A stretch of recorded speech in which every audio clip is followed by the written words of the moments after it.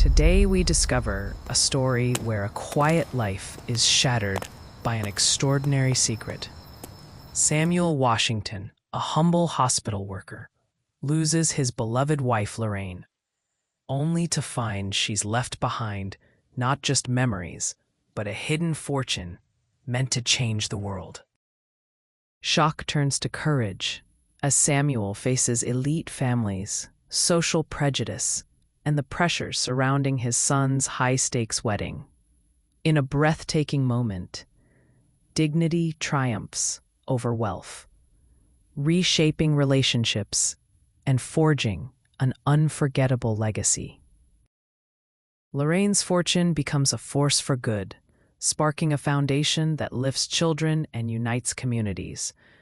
Grief gives way to hope, as ordinary routines transform into lifelong impact, and one small family's love ripples through an entire city. Subscribe and hit like. Our powerful stories add years to your life. Join our Story Lovers Club and let us know in the comments, where are you listening from? There are moments when time itself seems to hold its breath, when the simplest sound can change everything, detonating silence into chaos. Kenneth's journey to his sister's new home had begun with pride, a sense of accomplishment that shimmered in his chest as he approached the compound's tall walls, wrapped in their crown of razor wire and vigilant cameras. He thought of the years they'd spent clawing their way out of poverty, the nights of shared hunger and whispered hope, the relentless determination that had propelled them both from the shadows of an abandoned tenement to the blinding light of prosperity. But all that optimism unraveled the instant he heard the crash. It was not an accidental tinkle of glass from a dropped cup or careless gesture. The shattering sound was deliberate, heavy, expensive, and violent.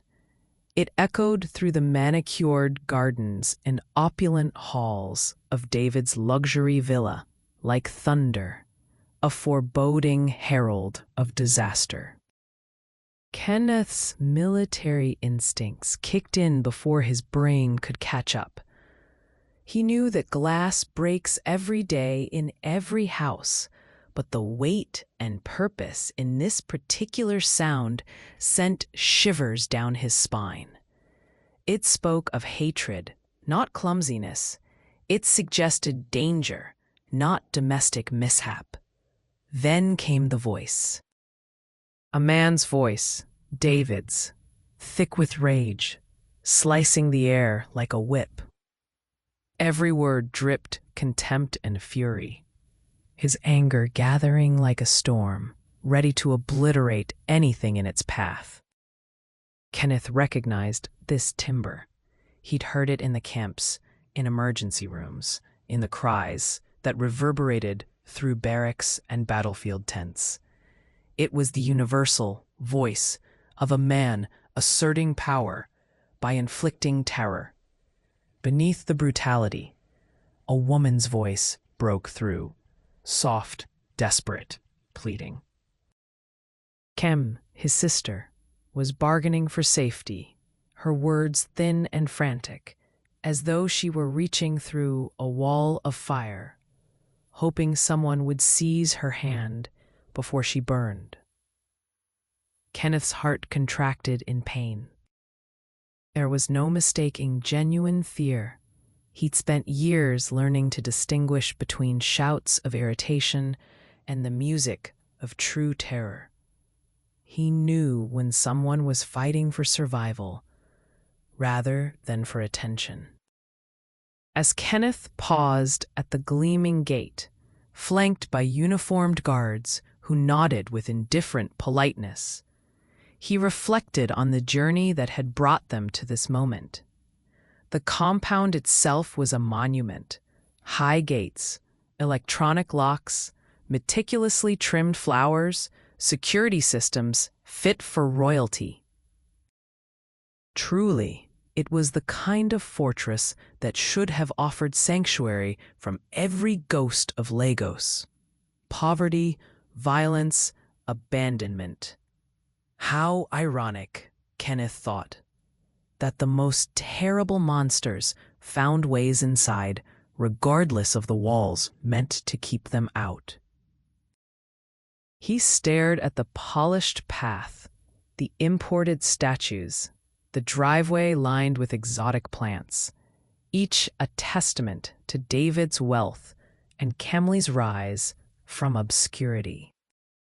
These were all the trappings she'd once envisioned in her darkest hours, when shared scraps of food and promises whispered in the night were the only nourishment their souls could claim. Now, everything seemed cheap in comparison to the sound that filled the air, a sound that mocked every sacrifice they've made and every hope that had carried them this far. And as Kenneth steeled himself, preparing to step into the heart of disaster, he realized that history was repeating. The predators they'd escaped as children had returned in another form, dominating, violent, hiding behind elegance and affluence.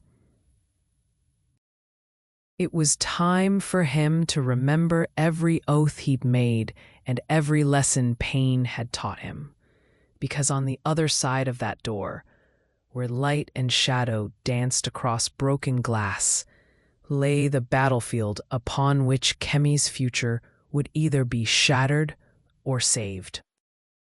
Even before Kenneth opened the heavy carved front door, he could feel the tension bristling through the marble floors and echoing off the vaulted ceilings. The family's hard-won rise from the damp, narrow streets of their childhood haunts felt both a lifetime away and as close as the skin on his bones. Every detail that met his eyes as he entered was intended to declare victory over adversity. The imported rugs, the carefully curated art, the subtle but unmistakable scent of expensive flowers arranged in purposeful abundance.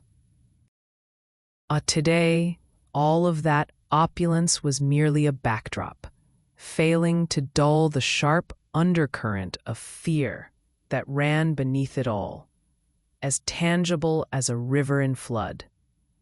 There was a time when Kenneth and Kem had nothing but each other. Nights were spent in whispered confessions about hunger and hope, making promises that seemed laughable to anyone else. "We will make it," Kem would say, her small hand gripping his, eyes fierce with determination. O's words became their shared mantra, a lifeline that carried them past poverty's traps and into days when basic needs could be met, then into years when dreams finally, miraculously, became real. This house, was supposed to be the final proof of their triumph. Sitting behind its massive gates, guarded by surly men in pressed uniforms, and surrounded by manicured gardens, the house shouted safety and dignity. Yet, walking through the foyer, Kenneth was struck by how little the trappings of wealth mattered in the face of real fear. There is no security system sophisticated enough, no gate tall enough, no window strong enough to keep out the monsters that wear human faces and sit, smiling, at your own dinner table. The deeper Kenneth walked into the house, the clearer the evidence of conflict became. He saw the splintered frame of a picture, once a celebration of unity, now scattered in shards. A vase, shattered, its long-stemmed flowers bleeding across the stone. Furniture shifted at unnatural angles, suggested violence, not movement. It struck Kenneth that true violence almost always left these silent markers, clues that spoke to anyone who knew what to look for. He had seen enough barricaded rooms and ransacked shelters to read the signs that most would miss. And it was amidst these muted testaments to pain that Kenneth realized no amount of distance from the slums, no layer of money or prestige would ever guarantee true peace for those marked by hardship. The marks might change, might be hidden by silk and marble, but they always remained, waiting for a moment like this to tear through the fabric of illusion. Years in the service, years spent training and fighting and learning the art of survival. They had honed Kenneth's instincts into steel. He could read a room like a map, see the trajectories of disaster written in the debris and the overheard fragments of raised voices. As he scanned the space, tracing every possible route David might have taken, every shadow Kem might have retreated into, he was filled with the cold, focused clarity that had kept him alive when others failed. He took in the details, the way the front door hung open, neither welcoming nor abandoned, but hurriedly left askew. The line of muddy footprints, suggesting someone had stormed through the house without concern for consequence.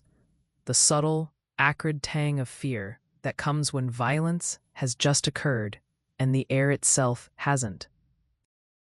Settled. Kenneth catalogued every minor disturbance, noted them as if briefing himself before a mission. All the while, the voices continued.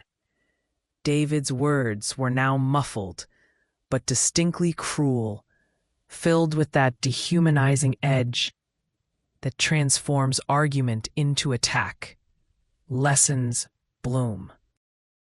Kem's response had gone quieter, softer, almost a whisper, but every word she uttered carried the unbearable weight of someone who knows she is not alone, who still hopes for rescue, even if hope feels faint and fading. Kenneth paused for a fraction of a second, recalling the code he and his sister once used as children, a series of knocks and clicks that meant danger in the language of the abandoned. His heart pounded as he listened, just in case the old signal would come, telling him exactly where to go and what to do. Instead, there was only a crash, a scuffle, the unmistakable thud of a body against wall. Every nerve in his body screamed a single, urgent order. Act now. He advanced, each step measured but hurried, moving like a shadow through the expensive gloom. Within the main living space, sunlight streamed through panoramic windows, the rays illuminating the dust of recently disturbed chaos. Overturned chairs sprawled across Persian carpets, and the remnants of a dinner party, a tipped bottle of wine, a half-eaten meal, looked eerily unchanged, as if some vital scene had suddenly bled violence into domestic routine. Kenneth's gaze moved from object to object, piecing together the story in the room. A vase once full of lilies hurled in rage. A glass sculpture split as though symbolizing the fracture in a marriage. This was more than just a fight. This was control, anger, humiliation, emotions Kenneth understood intimately from the years spent mediating disputes in places where guns were more common than words. Yet what hurt him most wasn't the destruction of things. It was the knowledge that the home his sister had poured her heart into had become another battleground. He remembered their tiny, unsafe flat, his restless nights pressing an ear to crumbling plaster to detect threats in the hallway, scanning for realities that wore different faces each year. The echo of their mother's voice, warning them both never to let anyone hurt the other, haunted him now. Kenneth had kept that promise, again and again, first in the slums, then as a soldier, then as her guardian in every way that counted, except, it seemed, in the face of marital sanctity and social expectations. As light illuminated a single droplet of blood on the floor, Kenneth felt a surge of guilt. Was this what all those struggles had bought them, a future where despair wore designer clothes and danger wrote its threats on imported silk? Was the quiet dignity they'd strived for so fragile, so easily ruined? The answer, he thought grimly, was yes, unless someone was willing to stand up and force destiny to yield. David, the man who stood in the middle of the chaos he had created, looked the part of both king and criminal. Expensively dressed, his carefully manicured fingers still trembled from the violence he'd unleashed. Lines of anger carved deep valleys into his face, twisting every handsome feature into something ugly and desperate. He met Kenneth's eyes with a look that flashed from arrogance to fear in a heartbeat.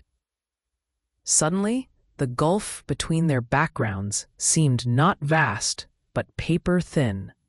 In Kenneth's powerful frame and dark disciplined certainty, David saw a reckoning he could not manipulate, could not buy off or dismiss with a show of bravado.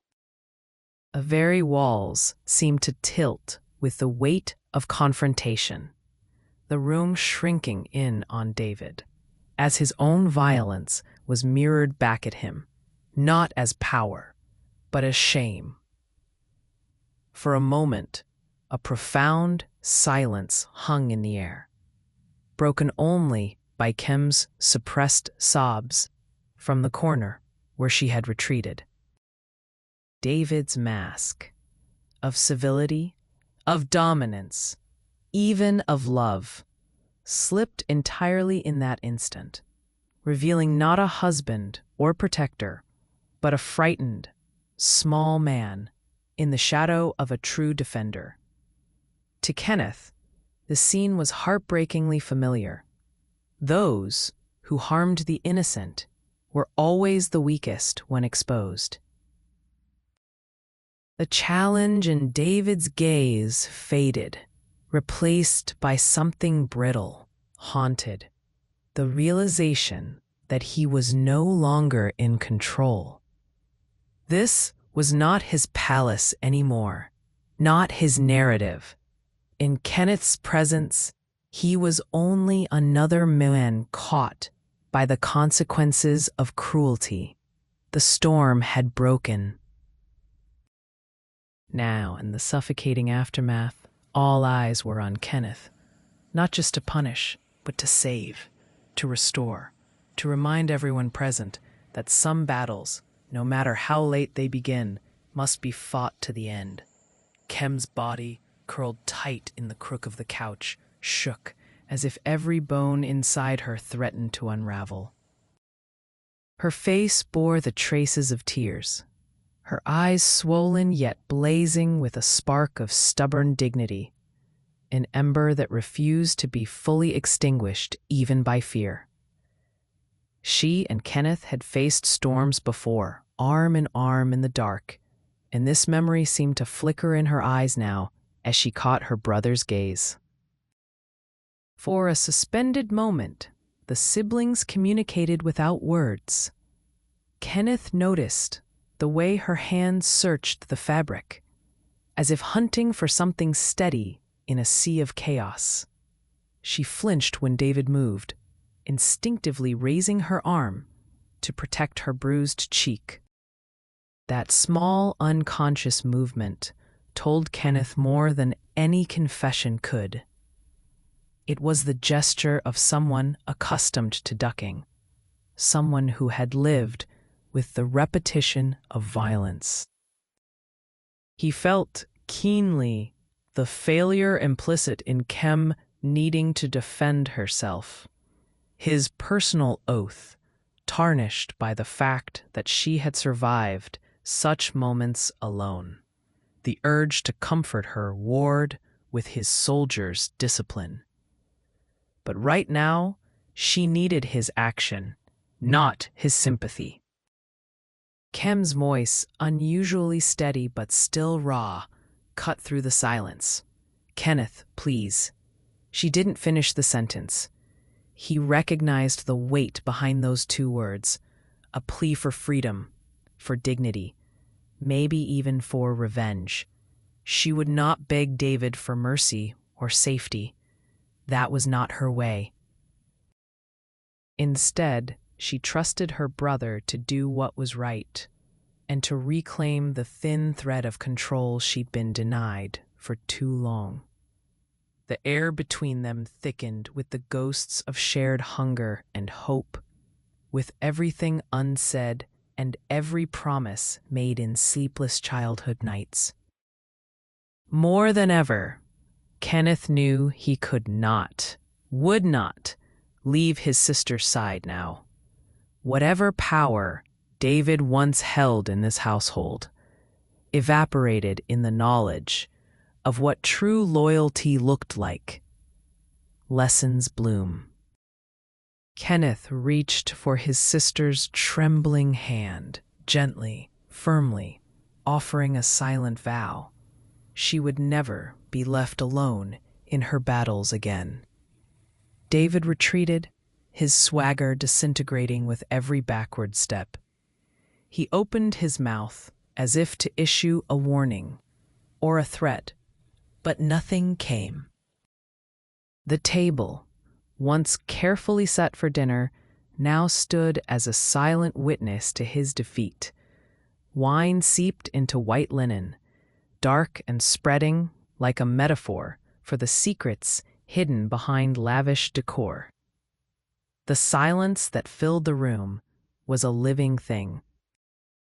It pressed upon David most acutely, reminding him that reputations, no matter how carefully curated in public, could not protect him from private reckoning. He watched Kenneth, not just a man in uniform, but the sum of everything David could never be. He saw Kem, not as the compliant wife he'd intended to break, but as someone now shielded by history and blood. This was the silence Kenneth understood from years in hostile territory, a waiting, watching hush that stretches seconds to eternity, where every breath is loaded with consequences. He allowed it to stretch a moment longer, watching David squirm until the air seemed ready to crack. Finally, David spat. "This is our business. You have no right."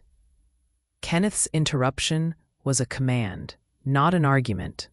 "My right is the blood she bled to build this home.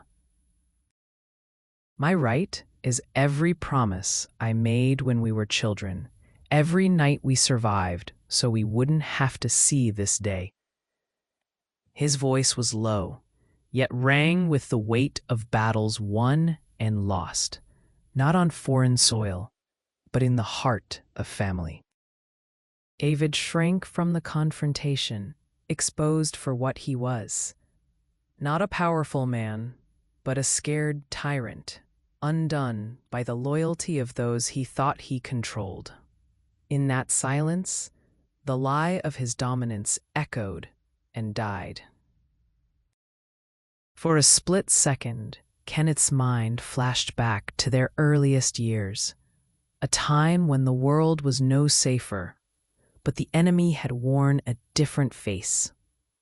Their father's absence had left a hunger that nothing material could fill. The relatives who should have protected them had instead used need as leverage, teaching both fear and resilience in equal measure.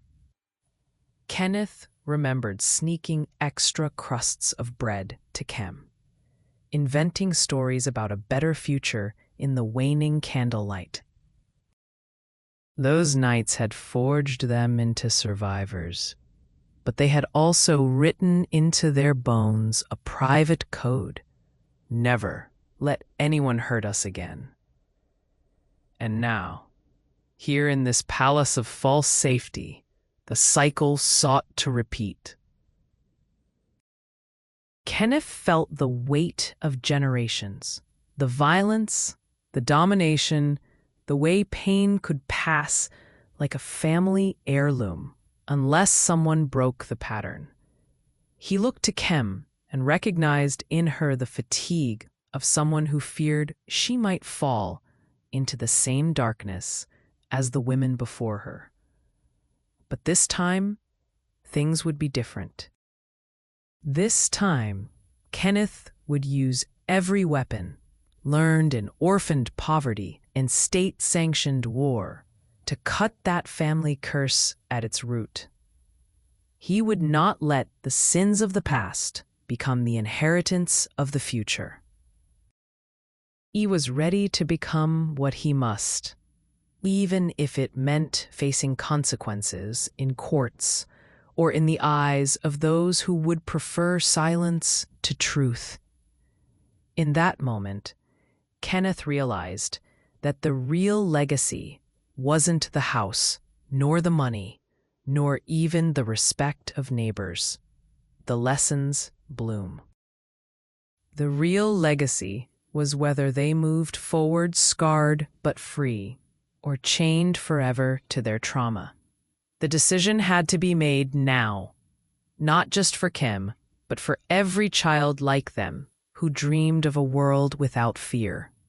Kenneth steadied himself, lifting his chin as he set boundaries that could not be crossed. He spoke with the calm of someone for whom violence was a last resort, but justice a certainty. David, you will not touch her again. Not now, not ever. I will not let another day pass with you as both jailer and judge in this house. David's eyes narrowed, scanning Kenneth for any trace of hesitation. Finding none, his own bravado crumbled further. His hands faltered at his sides, his body shrinking next to the mess he'd created. Kem, tears drying on her cheeks, straightened a little, emboldened by Kenneth's presence. She didn't say a word. Her silence was a powerful indictment of everything she'd suffered, and a declaration that she now believed in deliverance. Kenneth's mind darted. Should he call the police? Would they listen? Lagos was a city where justice often bent to the will of the highest bidder, but Kenneth's reputation carried weight with men in uniform. He would see that weight used for the right side, for once. He pulled out his phone. Every second that passed was a victory, one that eroded David's power, shifting the axis of control slowly, inexorably, back toward justice. And Kenneth would not stop there. He would marshal friends and contacts, bend the attention of the world if needed, until the safety of his sister was assured. Justice, Kenneth realized, starts not with the law, but with the refusal to look away.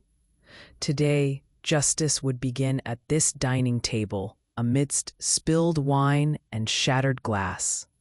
As the first notes of police sirens floated faintly through the humid Lagos morning, Kenneth felt the world begin to right itself. Kem, hands still trembling, managed a worn, grateful smile as she clung to her brother's arm, the simple physical contact speaking volumes neither sibling needed to voice. The air was still thick with hurt and memory, but Kenneth could sense the turning, pain receding, hope daring to bloom again. He stood tall, feeling both the weight and the possibility of what would come next. They would need lawyers and social workers and perhaps months, years of healing. But for the first time, the future seemed to belong to them again, not to their fears. "I'm here," Kenneth whispered softly, his words not just to Kem, but to all the ghosts that haunted the halls.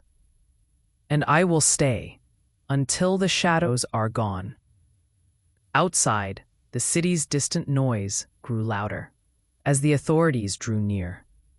The gleaming walls of the house, once both sanctuary and prison, would witness a reckoning.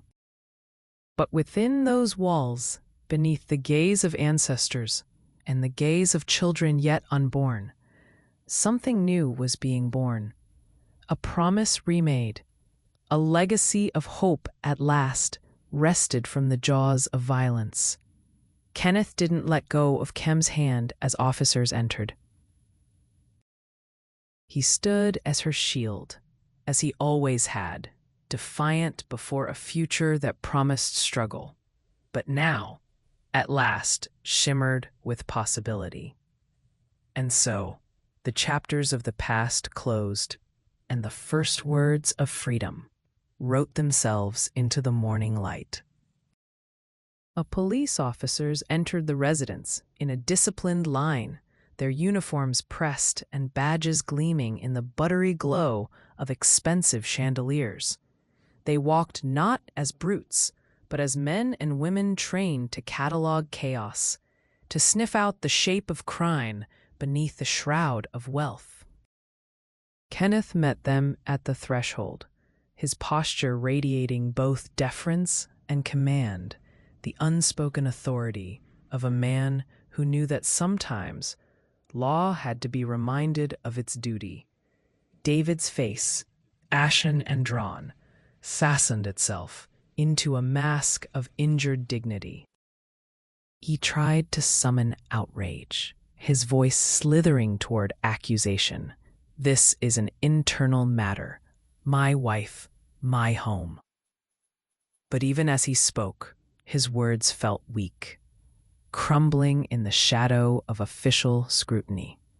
The senior officer, a sharp-eyed woman in her 40s, raised a hand to silence him and turned instead to Kenneth and Kem. Her gaze swept the room, taking in the scattered evidence of violence, a broken vase, the wine-dark stains, Kem's bruised cheek. The interview began in quiet, clipped questions. How long? How frequent? What threats? What proof? Each answer was another nail in David's coffin, every honest word from Kem, transforming her from victim to witness, in the house from a fortress to a crime scene. Kenneth watched as his sister hesitated just once, her voice trembling as she admitted the duration of her suffering. He squeezed her hand tightly, wordlessly pledging his strength whenever hers wavered. The officers, taking careful notes and photographs, marked the home's transformation. It was no longer just a backdrop to the powerful, but a place where justice could crawl in and perhaps take root. For the first time, the silence was not threatening. They were not alone anymore. Kem's voice, though cracked, was now accompanied by the firm, supportive words of her brother and the promise of law. The officers led David away with professional efficiency, neither shamed nor celebrated, simply processed, like countless others who had thought their status set them apart. He protested, shouted, invoked lawyers and connections, but the only response was protocol, the slow, grinding wheels of justice, indifferent to his threats.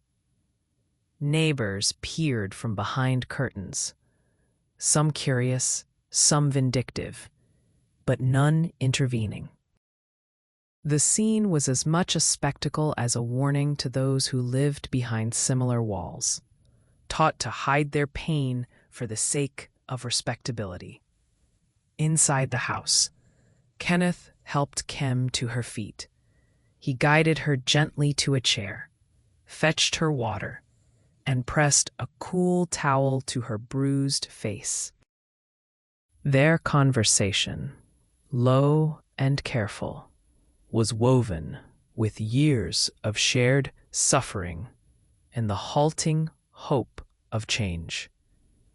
Kem apologized, as survivors so often do, for making a scene, for needing help, for being hurt. Each apology made Kenneth bristle with sadness and with resolve. He reminded her softly that love meant standing guard, not turning away. That pain endured alone was a wound, but pain faced together could become a scar, a mark of survival, not defeat. Kem's fear did not vanish, nor did the burden of shame. Healing would come in stutters and stops, with counseling, with nights plagued by memory and mornings brightened by possibility. Kenneth promised to stay as long as he was needed, to rebuild what could be rebuilt and honor what was lost to the violence of secrecy. Outside, the city pulsed on, oblivious but not untouched. Word would spread. If change was possible here, in this gilded prison, it could stretch further. Maybe, Kenneth thought, they had begun to break the cycle not just for themselves, but for other silent voices in the night. Despite the drama and the intrusion of law, the house settled quickly into a piercing quiet, a different kind than before. The silence after violence is never immediate. It lingers, echoing off walls where shouts and blows once resounded, refusing to be replaced by peace until little by little, gentler sounds reclaimed the space. Kem drifted through her rooms as if searching for the threads of her old life, touch lingering on furniture and photographs. Each object now both relic and proof. There were days when sunlight poured in, painting the floors gold and pink, and for a minute or two, Kem could believe in good fortune again. Other mornings, the air still seemed heavy, filled with the ghostly presence of words too sharp to forget. Accusations still burning into memory.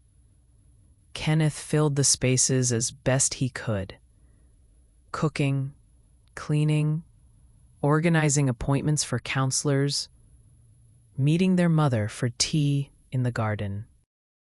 He took over the little tasks that, in their monotony, helped stitch a new rhythm into the life of the house. Every evening, Kem confronted her doubts anew. Would the authorities truly deliver justice, or might something be swept conveniently under the carpet? Would David's friends or family come to her door with threats or bribes? Each time, Kenneth answered her with the same patient, steadfast resolve. I'm not going anywhere. We aren't hiding. You are not alone. Justice is slow, but it must come. This time, it will. The balance of pain and hope shifted minutely each day, moving the sisters, now just two again, ever closer to something like freedom. In the new light, their laughter resurfaced, awkward at first, then genuine. Sunlight and shadow coexisted, but hope at last had found a place to grow. It didn't take long for word of what happened in David's once invincible home to ripple through the neighborhood and beyond. Gossip, righteous and malicious by turns, moved swiftly through social circles, some voices criticizing Kem for speaking, others admiring her courage. Many more simply shocked that such things could happen in houses like theirs. But among the undercurrent of judgment, there were also soft voices, women reaching out to her with quiet thanks, sharing stories held back for too long, emboldened by her refusal to remain silent. Kenneth, meanwhile, fielded both support and challenge. Old friends and acquaintances sent messages of solidarity or requests for advice. Some men, emboldened by Kenneth's stance, started asking difficult questions at home or within their networks, beginning conversations once stifled in the name of tradition or pride. Others bristled with defensiveness, the age-old cycle of denial and blame circling stubbornly in their minds. Local NGOs and church groups grew bolder, holding forums on domestic abuse, inviting Kem to speak not as a victim, but as a survivor and changemaker. She hesitated, shyness and exhaustion warring with responsibility. But Kenneth assured her no survivor owed the world anything except their own healing. Still, her story, even when told in fragments and whispers, spilled out and started to shift the community's conversation. For the first time, Kemi's pain was seen not as private shame, but collective challenge. The echo did not end within the walls of her house. It seeped through the city, proof that cycles could be broken, and that silence was no longer the safest choice. Lessons bloom. As weeks rolled into months, Kem and Kenneth helped each other forge a new life, one not defined by what had been lost, but by what could be built. Legal battles raged on, documents were signed, testimonies given, and the gears of justice continued their slow grind. David faded from their daily world, his presence a cautionary tale rather than a looming threat. Kem poured herself into healing, discovering a quiet courage in therapy sessions and support groups. She learned, sometimes painfully, that forgiveness was not acceptance, and that her worth had never been tied to the violence she endured. Bloom. Kenneth, freed now from the paralysis of guilt, charted plans for his own future, too. He volunteered with at-risk youth, translating lessons of pain and perseverance into hope for the next generation. Together, they rediscovered the joys of ordinary life, shared breakfasts, small celebrations, the persistent comfort of routine. Kem planted new flowers in the garden, tender shoots that symbolized the possibility of beauty after devastation. She forged new friendships and sometimes, tentatively, saw in herself a leader. someone who'd survived and chosen to be more than her wounds. Most important of all, the siblings relearned how to laugh together. It was this laughter, fragile, genuine, and frequent, that finally filled the house with a warmth all its own, a testament to the truth Kenneth had always believed. Victory wasn't the absence of scars, but the strength found in having faced the storm side by side. In the stillness that followed tumult, Kem often wandered the garden barefoot, relishing the earth beneath her toes. It felt like a rite of reconnection, a way to inhabit her own life without apology. She paused by the old hibiscus bush, the one she'd coaxed into bloom over so many seasons. Now its red blossoms glowed with fresh color, impervious to yesterday's storms. In their silent grandeur, Kem found a promise that life roots itself again and again, if only gently tended. Those early mornings, Kenneth sometimes joined her, carrying 2 mugs of tea and quiet companionship. They spoke little, simply allowing the dawn to settle between them. The siblings, once bonded by necessity, now discovered new ways to honor their surviving connection, not just through vigilance and rescue, but also through the easy, wordless presence that real trust brings. Kem cherished these moments as sacred. For years, she had feared silence, dreading what it might reveal, dreading what it seemed to shroud. But in these sunlit pauses, silence became an ally, a soft container for memory and hope. Sometimes, Kenneth would reach across and touch her hand, not as a shield, but as a brother, honoring the miracle that she remained standing, resilient, and real. And in these fragments of peace, Kem dared to reclaim her own story. Lessons bloom. She wrote her thoughts in a hidden journal, tracing out the jagged path from survival towards something she no longer called victory, but simply living. She was more than what had been done to her. She was sister, friend, survivor, and flame carrier for all who doubted the dawn would ever come.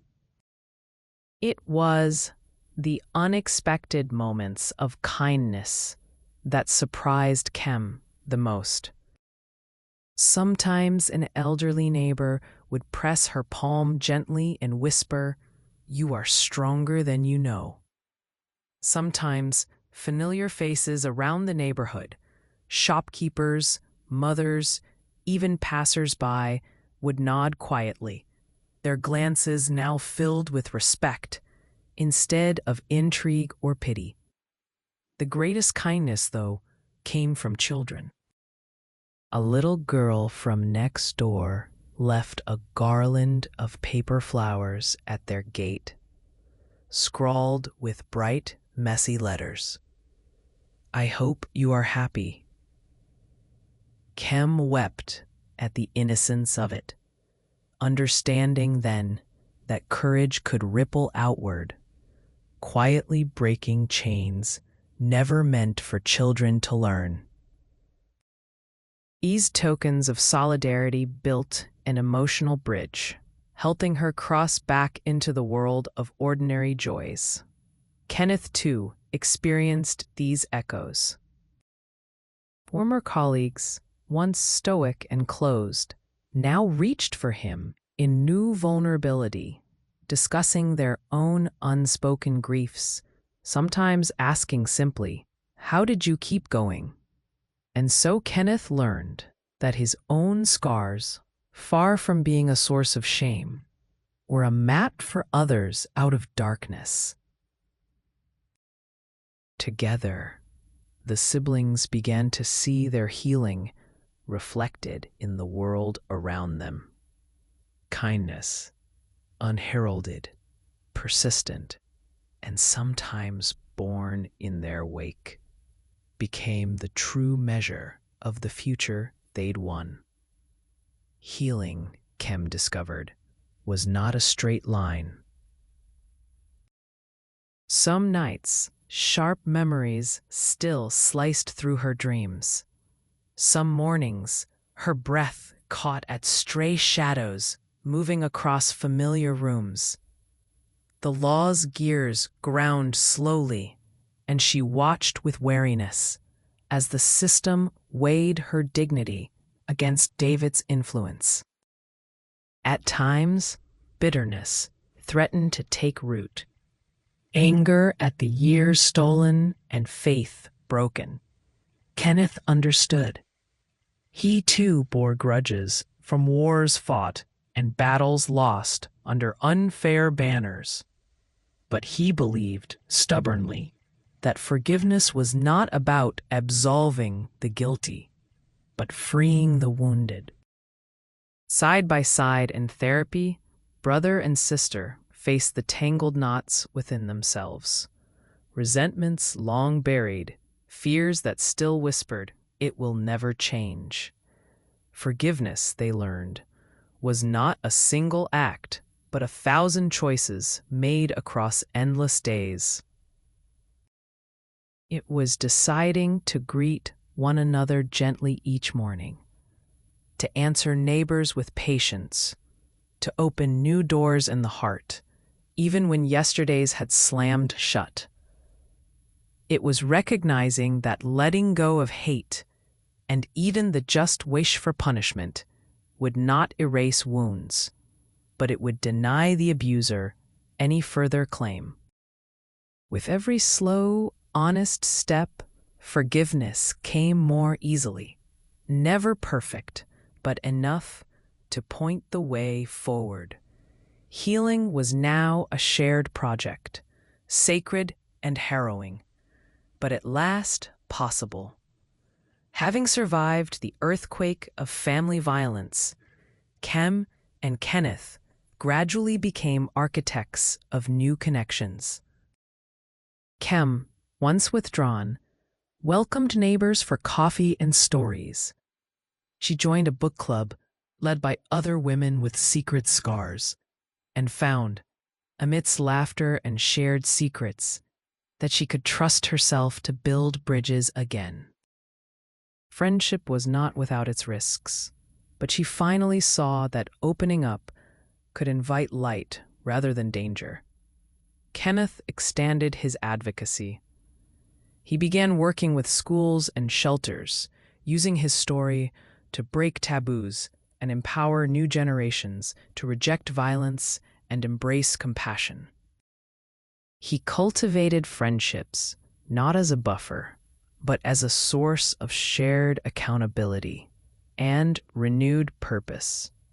Together, they realized their lives would always carry echoes of the past, but it was how they used those echoes that truly mattered. Lessons bloom. Grief and hope, loss and laughter, rage and love. Each emotion had its place in the sturdy bridge they shaped for the future. On weekends, they hosted gatherings, small, joyful affairs, filled with food and music, children's games echoing through the rebuilt halls. Here was living proof that even after destruction, community could be reborn, carrying not just one family, but many toward brighter mornings. One evening, as dusk trembled on the horizon and the city's chaos softened into lull, Kenneth and Kem sat together in the garden, the hibiscus glowing, the air filled with the song of crickets. For a long while, neither spoke. Then Kem said quietly, "Do you think we really made it out?" Kenneth stared at the indigo sky, remembering every step of the journey, through darkness, hunger, violence, and finally to this moment of hard-earned peace.